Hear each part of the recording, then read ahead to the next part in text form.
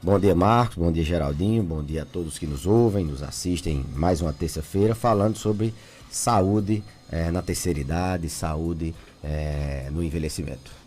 Depressão, sofrer, né? Na verdade, está muito presente na pessoa idosa também. Marcos, fatores estressores, como você bem falou aí, eles são, não diria causa, mas é um dos motivos de favorecer a incidência de depressão, de ansiedade, de transtornos do humor na terceira idade. As pessoas, quando envelhecem, além das alterações do envelhecimento, como alterações estruturais no cérebro, com alterações hormonais, alterações neurológicas, endócrinas, elas também têm fatores ambientais, né? Muitas doenças, as doenças elas favorecem também ao aparecimento de depressão. Perdas, eles perdem amigos, na terceira idade é muito mais comum perder amigo. Onde as pessoas vão a óbito, eles têm muito luto, tem problemas de inserção na própria família, no contexto familiar, têm um estigma da velhice, tem problemas de se alocar dentro de um seio familiar que agora eles têm que estar inseridos. São inúmeros problemas que favorecem eles terem depressão, terem ansiedade, terem transtornos do humor. Mas talvez o que mais assim contribua para isso seja as doenças clínicas dele. É muito comum a depressão vir associado a outra doença ou outra doença ser associada à depressão. Na verdade, o paciente idoso ele tem essa característica de ter 2, 3 doenças no mesmo paciente. Esse é talvez a beleza da especialidade da geriatria, de tratar o doente, de tratar a pessoa que tem 2, 3, 4 doenças e não tratar cada órgão ou cada sistema. Então, a gente vê que muitas doenças, por exemplo, os pacientes com doença do coração, os pacientes que têm doença arterial coronariana, que é angina, aquelas doenças que favorecem o entupimento, a oclusão da artéria do coração, eles em média, 30% deles têm depressão. Depois do infarto, esse índice aumenta para quase 50%, chega a torno de 45%. As pessoas que têm AVC, 50% das pessoas que têm um derrame ou AVC, elas evoluem com depressão. As pessoas que têm dor, elas têm muito depressão. Tem câncer, chega a ser 30%, 40% das pessoas que têm câncer, elas têm depressão. No Parkinson, isso é 20% a 30% das pessoas que têm Parkinson, elas têm depressão. E a depressão, ela piora todo esse contexto. A pessoa que tem uma doença no coração e tem depressão, ela tem mais dificuldade de aderir ao tratamento. Por vezes ela tem que tomar 2, 3, 4 remédios, e o paciente depressivo é um paciente que tem mais dificuldade de aderir ao tratamento. Então, daí a importância também de se tratar a depressão no paciente idoso, porque descompensa outras doenças e isso aumenta o paciente que tem depressão em qualquer cenário, ele morre mais. Por exemplo, no paciente infartado, ele morre 4 vezes mais do que o paciente que não tem depressão. Os desfechos são mais negativos. Então, a depressão ela mata mais em doentes clínicos, né, idosos com doenças clínicas. Ela, quando o paciente precisa internar, ele demora mais internado no hospital. Ela incapacita mais, a gente já está numa fase onde as incapacidades, as limitações físicas são bem presentes. Os idosos eles cada vez perdem independência, autonomia. A depressão ela é uma causa importante de perda de funcionalidade. E quando ela está associada a doenças que por si só, como o AVC, causam incapacidade, ela é muito mais grave.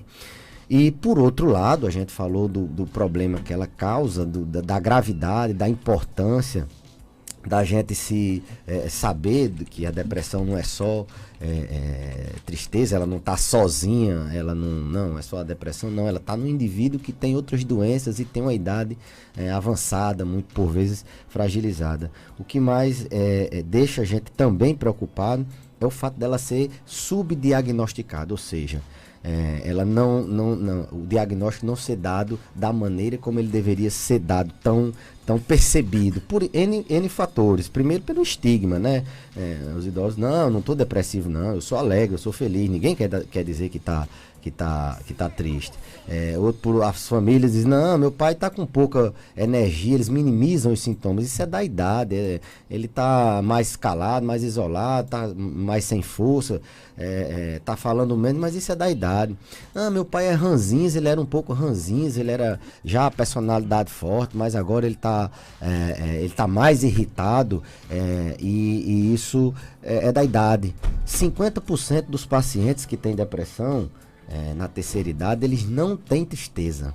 Eles não têm tristeza. Então, como é um sintoma comum na depressão do adulto jovem, a depressão, ela além de subdiagnosticada, ela é sutil, ela tem sintomas diferentes. Então isso dificulta, no caso? Dificulta, subdiagnostica, dificulta o reconhecimento do profissional, da família, que aquele paciente está com depressão. Não, ele está muito irritado, não, ele tá se isolando, ele está mais fraco, sem disposição, pode ser depressão. E a gente falou no início da gravidade que é depressão em pacientes mais frágeis, em pacientes que têm outras doenças. Então, reconhecer é uma dificuldade e consequentemente, tratar essas pessoas é outra dificuldade. Agora, se a pessoa idosa que está com depressão, por exemplo, não apresenta tristeza, né?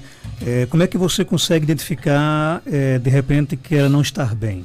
Bom, os sintomas de depressão, eles são inúmeros. Não, a gente tem um critério do DSM-5, é um manual americano que ele recomenda alguns critérios, e existem vários sintomas. Perda de apetite ou ganho de apetite, humor irritadiço, sono demais ou sono de menos, isolamento social, aquela pessoa que está se isolando, alimentando demais ou alimentando de menos, como eu falei ainda agora. Lógico, a tristeza, a pouca alegria, a facilidade de se emocionar, aquelas pessoas que com qualquer coisinha ela está se emocionando, aquelas pessoas que com qualquer coisinha estão se irritando. Então a facilidade, a labilidade emocional é um fator importante. A desesperança, aquele discurso de que não vou ficar bom, não vai dar certo, aquele negativismo é um fator que chama muito a atenção. A desenergização, a anedonia, a falta de energia, falta de disposição, eu não tenho coragem para nada, eu não tenho motivação, não tenho. Então, não é só a tristeza, não é só a melancolia, pelo contrário, metade deles tem esses outros sintomas, e por isso que é importante educar as pessoas. Esse Janeiro Branco faz com que a gente reflita sobre isso, faz com que a gente reconheça mais para poder tratar, já que a depressão, além de ser a principal causa de suicídio, que é a causa direta, ela causa morte indiretamente porque piora outras doenças. Tem uma pergunta aqui chegando no nosso WhatsApp. Bom dia. Doutor, bom dia. Doutor, é porque eu tenho ansiedade, mas eu sinto muita dor no meu peito, muita agonia, muita queimação. Eu já não creio mais que seja só da ansiedade. Eu acho que eu estou com alguma doença no coração. Ontem eu pensei que eu não ia passar de ontem, porque ontem era muita queimação no meu peito. O que é que o senhor pode dizer sobre isso? Me dê uma ajuda, tire essa agonia de dentro de mim. E aí, doutor Belise? Olha só que relato tão perfeito do que é ansiedade. A gente tem medo. Medo é um sentimento natural do ser humano. Se chegar aqui um leão, a gente vai ter medo. É aquela sensação, uma resposta emocional de uma ameaça iminente, que ela pode ser real ou irreal. Isso é medo, todo mundo tem. Todo mundo tem ansiedade também, é uma antecipação de uma situação de medo, de uma situação futura, e a ansiedade ela gera uma descarga de adrenalina que faz com que você fuja daquele medo, né? Um sentimento de luta, de fuga. Isso é normal do ser humano. Você fica mais acordado, você tem tensão muscular para você fugir ou não, ou você tenta se esquivar daquilo. Então, a ansiedade, ela também faz parte é um sentimento natural. Está muito banalizado o transtorno de ansiedade e a ansiedade. Então, medo, ansiedade são sensações naturais. Agora, do ser humano. Agora, quando isso começa a se tornar exagerado, quando essa preocupação antecipatória começa a se tornar exagerada, quando os sintomas físicos começam a aparecer, essa tensão, essa descarga adrenérgica, essa descarga de adrenalina começa a ser muito intensa, frequente, e a pessoa tem prejuízo no dia a dia.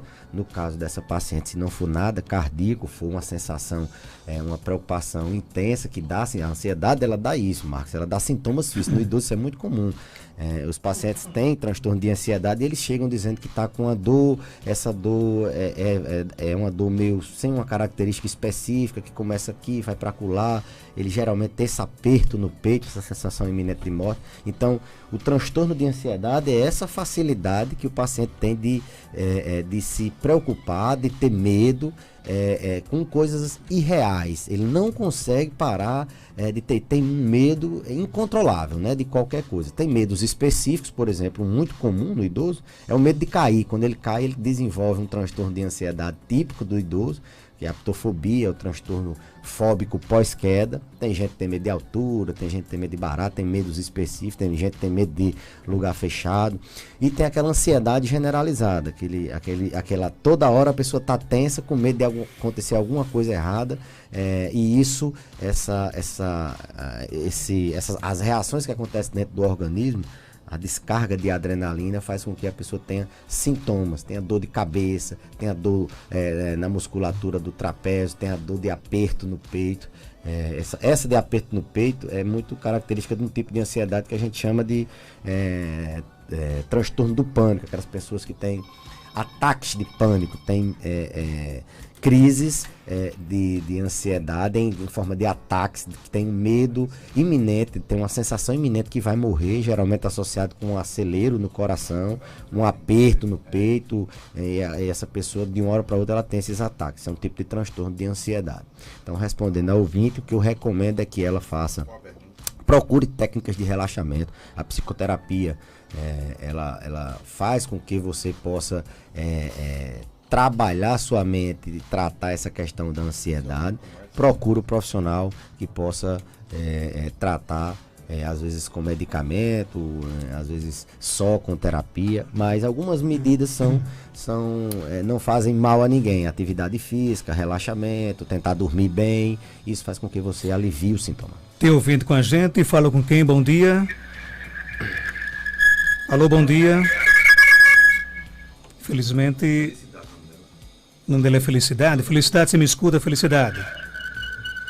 Que daqui a pouco ela participa. Tem pergunta aqui no nosso WhatsApp, vamos lá. Doutor Belisa, eu tomo Polimax, eu sou atleta de 50 anos, vou completar 60 anos agora, no dia 27 de janeiro. Eu posso tomar Polimax? Bom dia, Terezinha aqui da Solidariedade, que eu queria saber porque comprei Polimax para me tomar, eu vou completar 60 anos, aí eu posso tomar, doutor Belisa?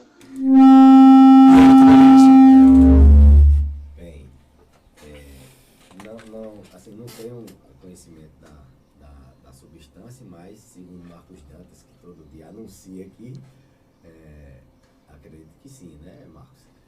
Mas eu não tenho conhecimento. Cada medicação a gente tem um propósito. Por que está tomando? Deve ter algum diagnóstico.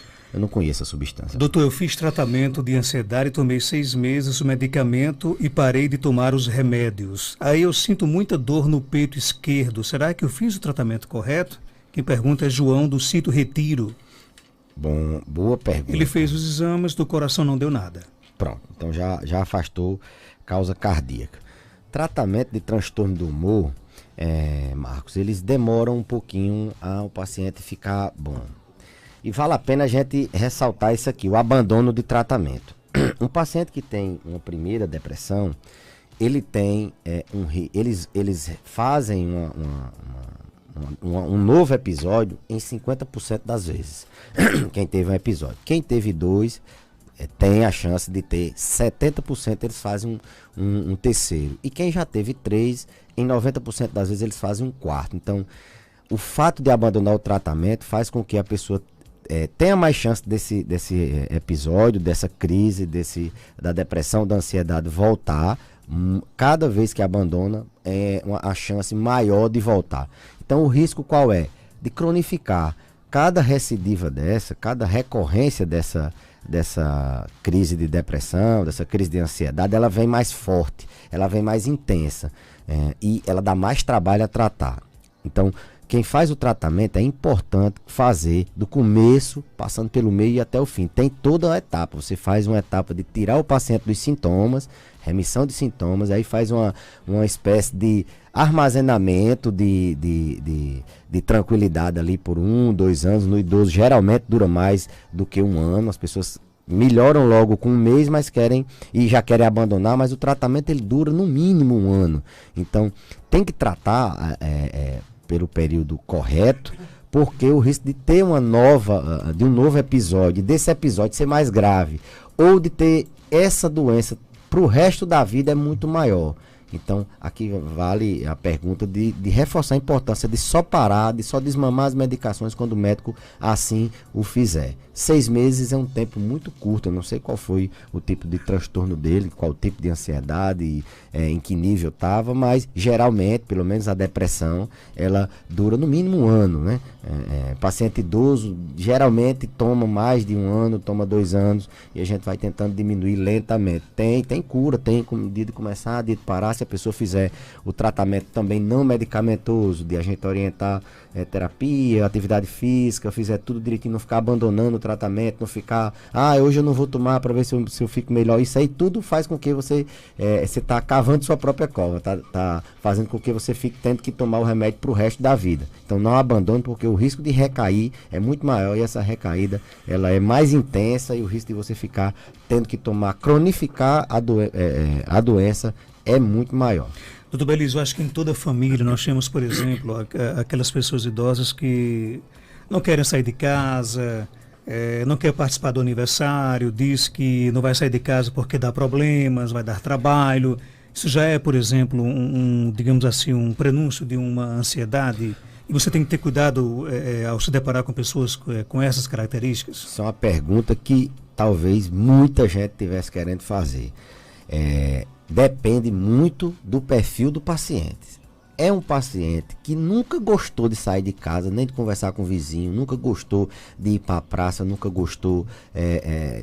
É esse perfil de paciente. E ele não tem, assim, habilidade, ele nunca foi de descobrir coisas. Não, sempre foi esse. Tenta, senão não vamos dizer que esse isolamento é um isolamento característico de depressão. É porque é o perfil dele. Talvez ele goste de outras coisas. A gente tem que entender que o lazer da pessoa idosa, ele pode ser diferente do meu lazer. Se eu gosto de ir para praça da alimentação, para a ilha, ele pode não gostar. Ele pode gostar de ir para uma missa, para um culto, ele pode gostar de ir para a casa de um amigo, é diferente. Se antes ele fazia tudo isso e agora não está fazendo, aí sim, Marco Idanta, é um fator, é um sinal de alerta importante. Eu acho que sua pergunta valeu muito para as pessoas conseguirem identificar. É um sintoma. É uma coisa que está acontecendo nova. O que acontece? Às vezes, as famílias, eu vou botar meu pai para fazer hidroginástica, para ele ir para a ilha, agora ele vai para a festa. Ele nunca gostou, ele nunca entrou numa piscina, ele não gosta desse tipo. Então, tem que ter esse cuidado. Agora, se era uma pessoa que já fazia isso antes e agora não está fazendo mais, aí sim, não, é da velhice. Não é da velhice, é algum problema, geralmente tem um transtorno do humor por trás. Felicidade está conosco. Bom dia, Felicidade. Bom dia. Tudo bem com você? Tudo. Qual a sua pergunta? É porque eu já fui 2 vezes para o Dr. Belísio e ele me levantou das cinzas. Mas agora eu fiquei bem 4 anos, eu faço minhas atividades tudinho, eu ando, eu passeio. Mas agora com a ansiedade que eu tenho, bate uma dor nos ombros, nos peitos. Aí tem gente que diz que é refluxo, não sei o quê. Aí eu queria saber porque eu tenho angina faz 20 anos. Se é por conta disso, mas eu fiz elétrico agora e não deu nada. A senhora está ouvindo o rádio, não é isso? Estou. Tá ok, então. Remédio para Felicidade é Dr. Belísio. Lembro bastante, Dona Felicidade. O nome dela é bem e ela é muito simpática, uma pessoa muito feliz. Sugestiva, muito feliz. Bom, olha, a pergunta dela também foi fundamental para a gente alertar outra coisa. Nem toda dor no peito e a pessoa sendo ansiosa vai ser da ansiedade. quando a gente vai dar um diagnóstico de doença mental, a respeito de saúde, a gente sempre tem que afastar causas clínicas. Uma dor no peito, a gente tem que afastar se é alguma coisa no coração. Uma dor no ombro, a gente tem que ver se não é osteomuscular, não é, dos ossos, do músculo. Será que não é, sei lá, refluxo ou gastrite, uma úlcera, e ela tem angina, será que não é? Pode sim, a gente tem que afastar isso aí. Agora que a ansiedade, ela costuma somatizar nesses locais, ela costuma. A ansiedade, quando ela dá dor nos ombros, no pescoço, dá muita tensão nas costas, tensão muscular. Os pacientes ansiosos que têm dor por ansiedade, os fibromialgicos, por exemplo, eles têm muita dor nas costas, têm muita dor na coluna, eles têm muita sensação de aperto no peito, porque eles são preocupados em doenças graves, eles são hipocondríacos, assim vamos dizer também. Então, vale ressaltar que nem tudo leva, não é porque eu sou ansioso, não. Você pode ter uma doença grave, afasta-se a doença grave, isso na consulta a gente tem sempre esse cuidado de, será que não seria tireoide, será que não seria uma doença no coração, no estômago, a gente faz uma entrevista detalhada, examina o paciente, pede algum exame, e aí sim a gente começa a tratar o paciente, às vezes até já começa a tratar, mas não pode deixar de lado que alguma doença física pode estar acontecendo. Manda um abraço aí para dona Felicidade. Obrigado pela sua participação, até terça-feira, se Deus quiser. Eu que agradeço, Marcos. Seja bem-vindo novamente, depois aí de 4 meses de férias, não foi, Geraldo? Quase 5 meses de férias, e estamos de volta. E uma semana de virose, né?